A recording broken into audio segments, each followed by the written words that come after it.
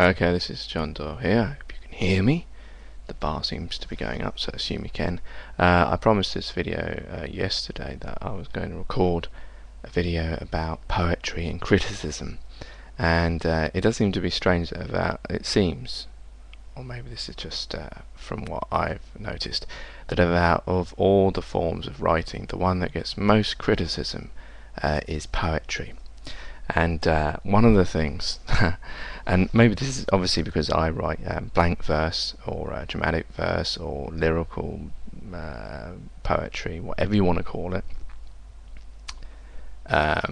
and people have this perception that poetry must rhyme, and if it doesn't rhyme, then it's no longer poetry. And these people really annoy me the most, because poetry, out of all the forms of writing, has always been the one that it doesn't conform. A lot of poets, the very nature of them are non-conformist, and poetry generally is non-conformist in that grammar and spelling doesn't always fit within poetry. Sometimes it's things that sound right.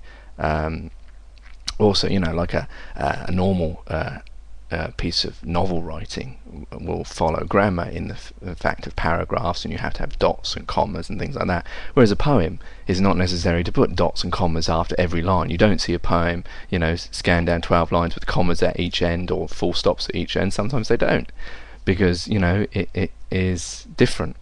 And that's maybe why I like poetry. Well, the reason why I write poetry and not novels is because I don't like all the waffle that you have to put within novels, and I haven't got to, I don't enjoy that, because like when I write poems like The Dead City or whatever, Nightmare Collection or Jacob Jakes or whatever, or the shorter ones, but I'm talking more about the longer ones, some people say they're like plot lines. They're not really, but it's just, I don't know, this is how I started writing them like that. Actually, Ezekiel was the first one I wrote, and then I just found this form of writing which is similar to dramatic verse or epic poems, etc. So not every poem, and I've had arguments on Blog TV and even on this Right Buzz with people putting things like that poetry has to rhyme, and it doesn't have to rhyme. It doesn't.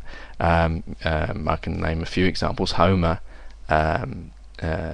his work doesn't rhyme, and I think Coleridge doesn't, and there's a few others, and it's some of my poems do rhyme, most of them don't. Actually, the reason why I don't rhyme as well is because I find a constraint. My idea of writing poems is to get ideas, thoughts, feelings across, and it's just the way I don't normally think about what I'm writing. I just write it and it just comes out. But if you have to then constrain yourself to form and to rhyming, then it tends to change whatever you're trying to say, because you're then forcing yourself to make it rhyme as opposed to just expressing, and that's what my form of poetry is. And I don't need other people to tell me what is and what isn't poetry. It's never been like that. Poetry and writing in general has always been adaptive, and you've only got to look at it. I believe William Shakespeare's sonnets are not the same as previous other people's sonnets. Didn't he add 2 extra lines? His has got 14 or 12 or something like that. I remember once when I was doing something that I saw that there was different, so he changed that. Lewis Carroll used to make up words in his novels. You know, it doesn't, maybe this is why I like poetry, because I don't feel the need to conform, to have to rhyme, have to do it in 4 lines and then another 4 lines and then 2 and 6 lines and all that rubbish. You know, okay, if you want to do it that way, that's fine, but I'm not going to do it that way, and I don't think you do need to do it that way, because when you hear a poem, to me, sometimes the ones that rhyme, and I've read lots of other famous people's poems out on my YouTube website, and I often leave comments at the end, and some of them rhyme every, like on the 4th line, every 2nd and 4th line, etc. And I find them rubbish sometimes, and yeah, they might be famous, and it's each individual taste, but sometimes, you know, when they do rhyme but they also have great meaning to them, that's great if they can do that. But sometimes you have a poem that doesn't rhyme and yet it has depth to it, or has feeling to it. So I'm not saying it's the way to do it, I'm just saying that you can rhyme and you cannot rhyme, and you can follow form, and you don't have to follow form. You know, I don't know why humans in general like to put things in boxes where, you know, I know we're taught this way of chicken and egg, and we're taught linear, and we're taught you know, form and all that type of stuff, and history books and the beginning and the end and all that type of stuff. But we're living in a universe that is non-linear. We're living in a life and a world that is non-linear, except from birth to death, and even that isn't, because there might be an afterlife, so it's not quite that way. You know, we're always adapting. We're always saying, you know, 1 minute scientists say this is the thing, and then a few months later they were saying something completely different. You know, and to fall into this trap of having to sit in a box, I find that very strange, because that's not really how life is. But I know people like to do that because it's safe, and they like to be like that. But I don't, and that my poetry isn't like that. And you know, when whatever way the poetry's written, when I read my poems out, sometimes they sound good, and I like that. Sometimes they don't, and they sound rubbish. But sometimes they sound good, and you know, I've read other people's poems that don't rhyme or don't follow form. I don't even notice what the form is when I'm reading a poem.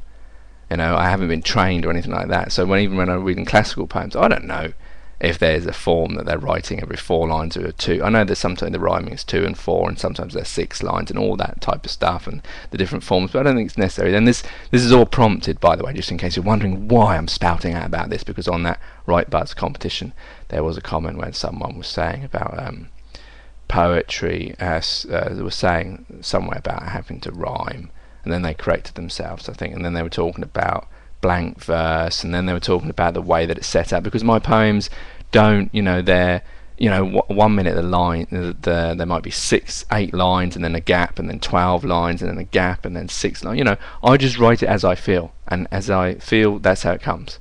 And when I read them out anyway, it doesn't matter where the gaps are and whether they're 4 lines, 6 lines. It's a story being told in poetical form. That's it. It's closest to poems than stories.